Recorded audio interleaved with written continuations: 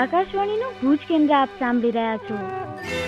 આજની કૃષિ માહિતી ચોમાસુ પાક પર આધારિત છે. વેલજીભાઈ, આ જે ચોમાસુ પાક છે એને જો વધારે ને વધારે પાક લેવો હોય તો શું કરવું, અને વધારે ફ્લાવરિંગ કરવું હોય તો એના માટે શું કરવું, એની થોડી માહિતી આપશો?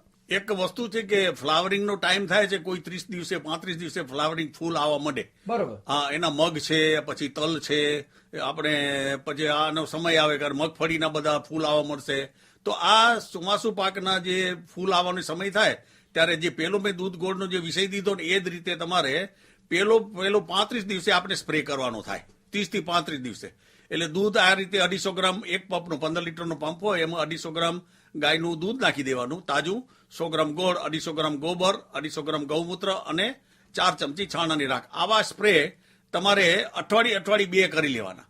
પછી 12 દિવસ પાછળ ત્રીજો કરશો એટલે મને લાગે છે કે બધો જ ફાલની અંદર, એમાં કોઈ બી પાકની અંદર પછી બાગાયતની પણ આવી રીતે કામ આવે છે.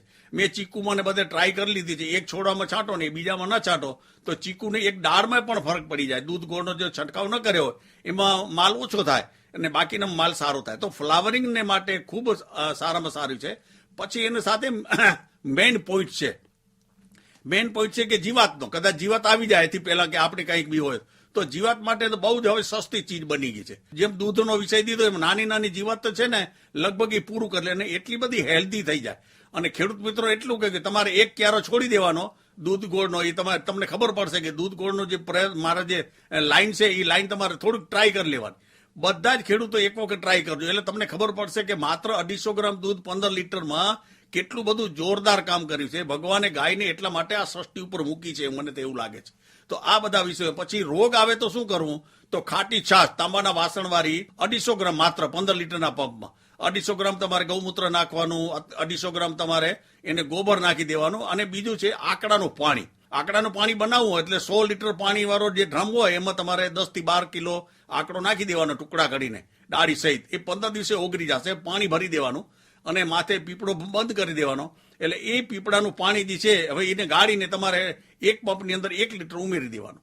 ખાટી છાશ છે તાંબાના વાસણ 250 ગ્રામ, ગોબર 250 ગ્રામ અને એવું જ 250 ગ્રામ તમારે ગૌમૂત્ર ઉમેરી અને 1 લીટર તમારે આકડાવાળું પાણી અંદર નાખી દો અને તમે જુઓ તમારી આ જીવાત લગભગ બધી નીકળી જશે. પછી એની સાથે એક રાઈનો પ્રયોગ છે, બહુ સારામાં સારો પ્રયોગ છે, મિલીબગ.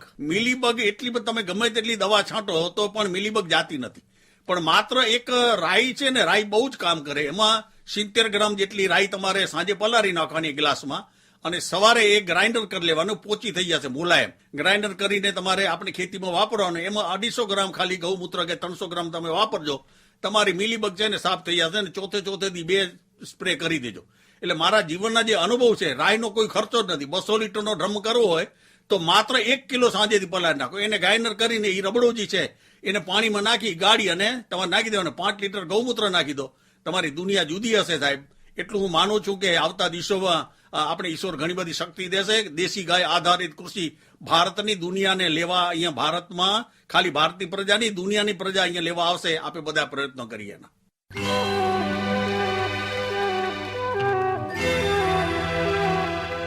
ચોમાસુ પાક પર આધારિત કૃષિ માહિતી આપે હમણાં જ સાંભળી.